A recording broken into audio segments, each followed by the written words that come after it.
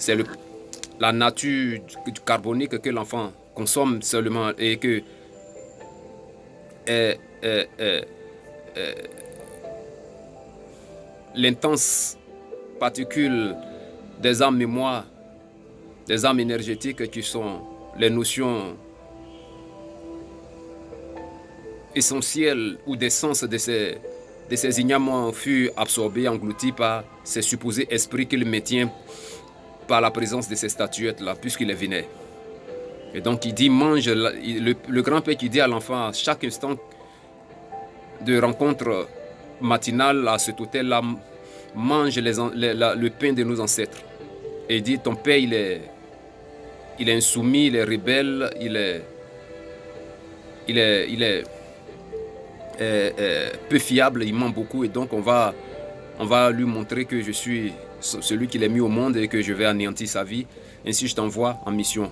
Tu iras chez lui à Abidjan et tu joueras le rôle que je te confierai, qui est un secret. L'enfant arrive donc, il est en face de son père, mais il refuse de jouer le rôle. Et voici que l'enfant, la nuit, se métamorphose en serpent chaque instant. Il parcourt la maison, on le voit.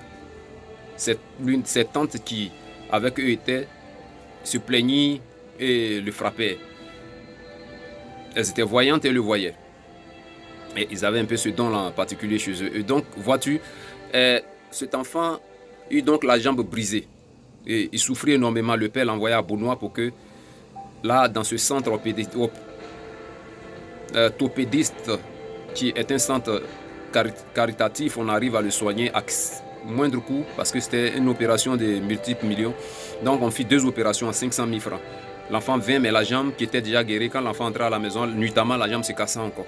On me l'apporta donc.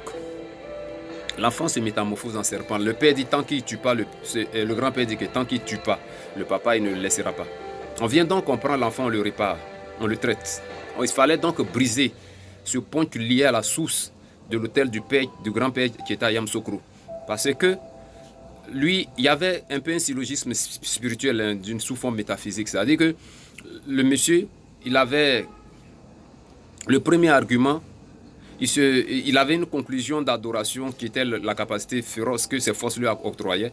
Cette conclusion, il la déduisait de l'argument majeur de l'autel lié à la nourriture qu'il y apportait, et à travers l'argument médium. Je dirais que l'argument, à travers l'intermédiaire de l'argument médium qui était l'action de consommation de cette nourriture par l'enfant, liant l'âme de l'enfant à l'autel, de sorte que l'âme vive par ces instances des auras énergétiques de l'âme de l'enfant pour concéder à ces énergies-là la résistance et la capacité de demeurer longtemps.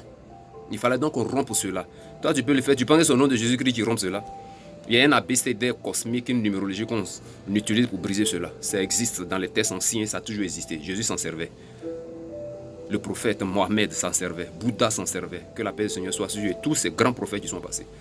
Venez à Eto Placement, on va vous révéler plus de choses. Ne restez pas à vous pervertir par ces instructions encodées que vous ne pouvez pas comprendre. Jean Lemoine vous aime et il s'aime. Merci beaucoup. Likez, envoyez des commentaires. On va plus faire ce qu'il y a de mieux. Merci beaucoup.